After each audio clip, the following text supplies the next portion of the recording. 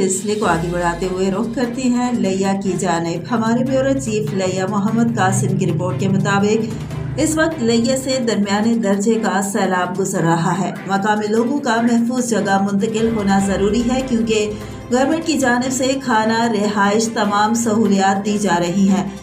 इनखला के लिए रेस्क्यू की 35 बोट्स काम कर रही हैं और बागारमी की 12 बोट्स काम कर रही हैं। लाइफ स्टॉक के 9 कैंपस की तादाद बढ़ाकर 50 कर दी गई है।